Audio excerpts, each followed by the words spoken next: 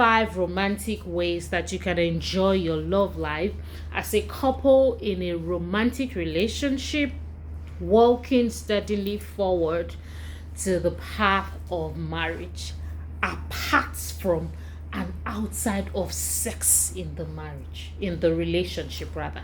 Is it even possible in this day and age to go through a love life, a romantic relationship on the journey to marriage without sex? Yes, it is. My name is SAGENEL. I am your counselor every day, certified and passionate counselor and therapist, author, amongst other things, professional mediator, negotiator. You can learn more about me via the link in the description. This is a good time to subscribe, like, and start preparing to share the video because you would enjoy it. There are dozens of ways to enjoy a romantic relationship outside of sex, and I have written a book about that. Check the description box by Books by SAGENEL. You will get, when you click on that link, you'll be able to purchase the book that shows about 50 ways that you can actually do that in real time. I'm going to share 5 with you today. Number 1, outside of sex, what are the other things that you can do? What habits? I will start by saying that to have a relationship that is free of sex, especially for couples that are looking to get their marriage cleansed off of that, off of having sex and tainting it with so much emotions that they are no longer objective about where they are going, this is for you. And there is possible. It starts by determining that you both want to do it. You know, there are some people, having interaction with people as a counselor, before you do, they already, what I mean is, what I'm trying to explain is, they're already not interested. So this is not for people who are not interested.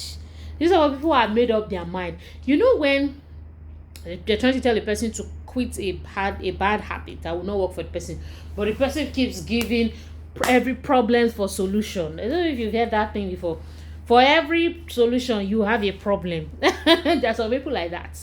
They can't. They want what they want. That sin is what they want to attend to. They want to sink in.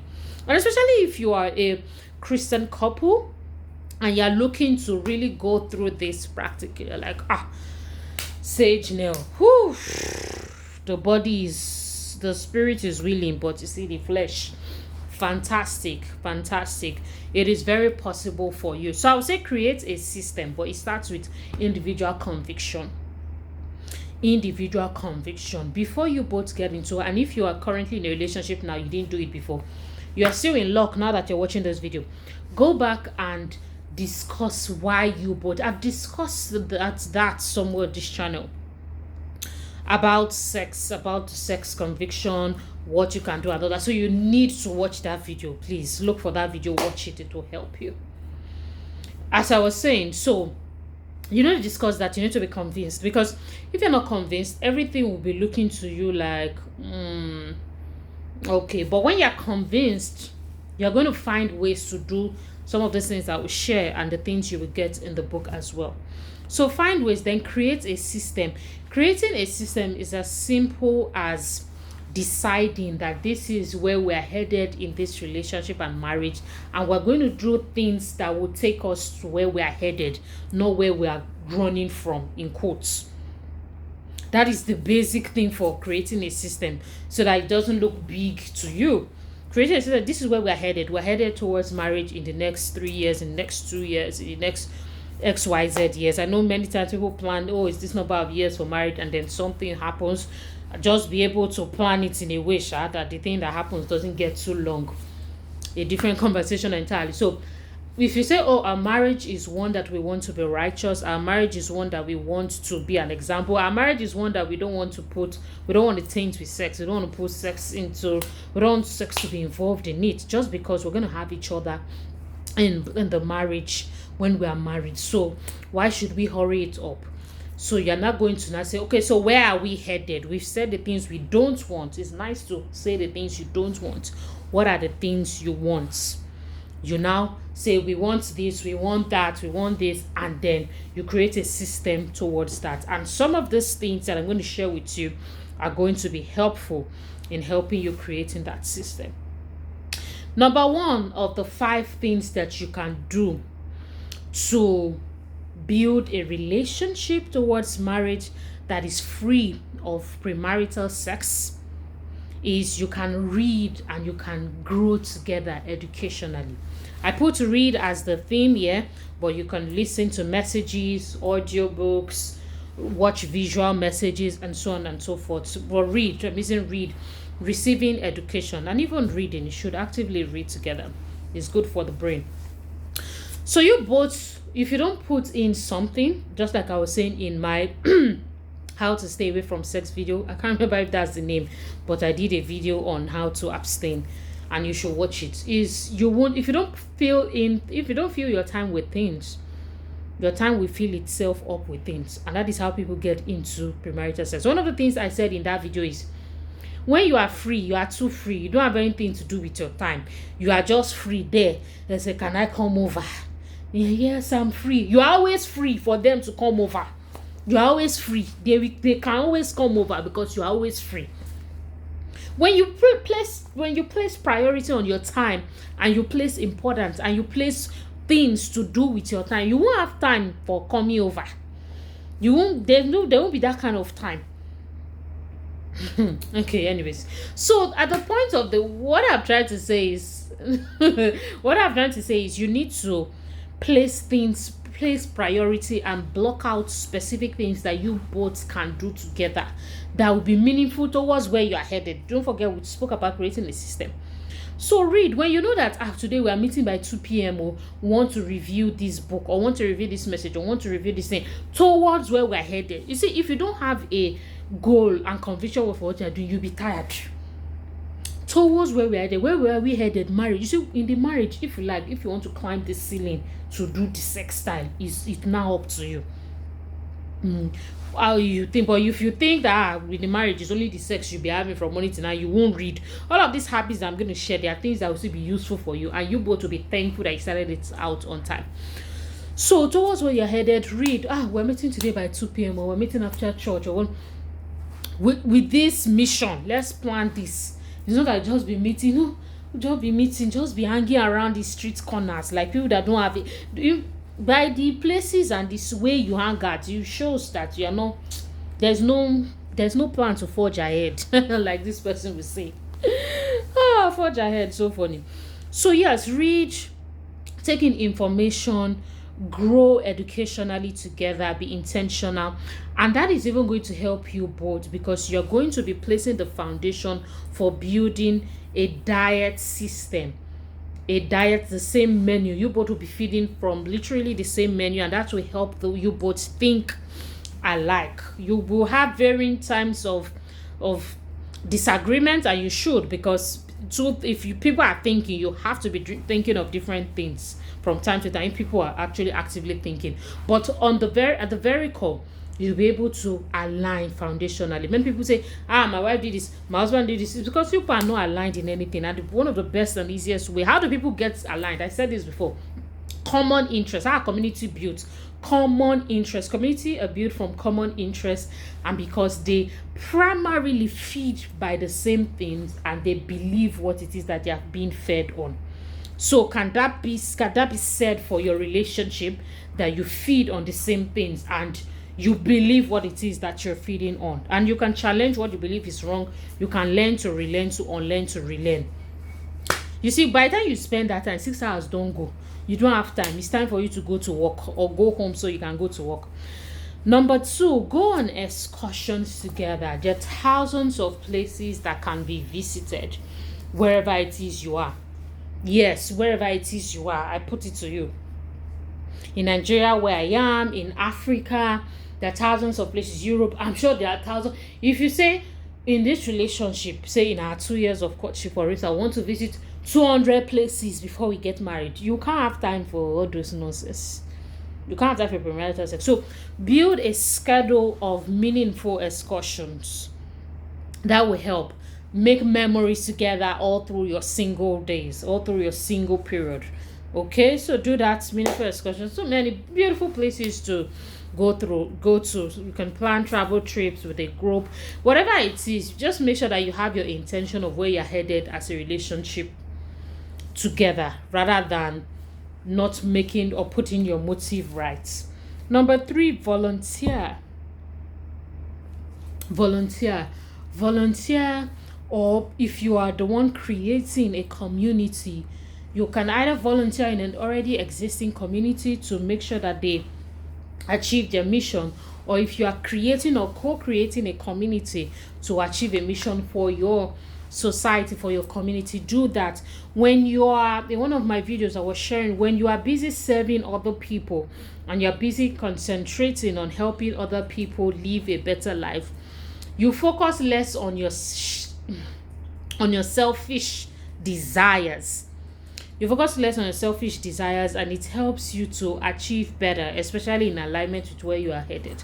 I want to believe that where you are headed is also to become a family of impact, not a person who is just going to be having sex all day long, even if you are married. So, yeah, and you would need to stand up, volunteer, give your time, talent, treasures to a cause that matters. Number four, task yourself with educational quizzes. So there are 1001 apps right now that helps with they grow your mental strength, and you can play it with a friend and with a partner. Task yourself with such. On days when you are not meeting, you can say, hey, what are you up to? Let's play this quiz together. Or you can fit in and something else into the place of quiz. It could be a game, it could be anything. Task yourself with it. There are questions, there are a lot of things that have come out and are going to continue to come up that can help you as a romantic couple to stay actively learning and to stay actively productive with your time whenever it is that you meet, or even if you are meeting online. So do that. And then finally, but of course, you can get the 50 things in the book. You can get the 50 productive. There are about 45 others and even much more that you can do, and you can get the book in the description below. Have live reflection picnics and hangouts. Okay, whether it's picnics, hangouts, or meetings, you want to make sure that you're having live reflection sessions. Many relationships break up, it usually breaks up because there is no live reflection session. Practical example, two people meet, they love each other, they are at Abulegba, for instance. Abulegba is a place in Lagos. If you're listening to this outside of Nigeria, or even outside of Nigeria, they're together, they love each other, they started, maybe they met in secondary school or whatnot. Then life continues to go. Somebody's daddy or somebody's mommy says, oh, I want you to travel abroad for masters, blah blah blah. The person says, oh, okay, don't worry, I'll go, I'll come back, I'll be fine. The other person says, okay, no problem, I will wait for you. You see, and it just doesn't work out that way. I have done something about that too. It's for diasporan. Oh, he traveled, she traveled, I did not travel, they did not travel, confusion. Simple live reflection sessions can help you both know if you are still in alignment with your original plan when you both came into the relationship, or if you are not. So we now have the case of, and the person is abroad, the person does not want to come back. You are now waiting for infinity. It's not, these things are not casting. So they are simple body language. There's simple, not even body language physically. There's a particular word I'm looking for, but they're just simple live languages that passes across to you that, look, the way this thing they go, be say it's looking like it's not it. But if you don't sit down and ask that question, everybody will be riding on assumptions, and it doesn't need to end with fights, because they will not call you, not be shouting. No. If you have a scheduled live reflection sessions, whether it's hangout, picnic, making it in a fun way, you are going to know. So practical example, because this especially happens to young people. You're in a relationship and somebody says, oh, this or that or whatnot, I have to go. A live reflection session will help you find out, okay, so in alignment with where we are headed, we still want to get married in 2 years time. Is this still going to work? Is this still going to happen? Is this, how possible is this going to be? And you would challenge yourself. Okay, I will do this, I will do that, I will do this. Okay, especially in this diaspora, I've sorted it out. I'm just using this out to close out, especially because most likely somebody here will need this.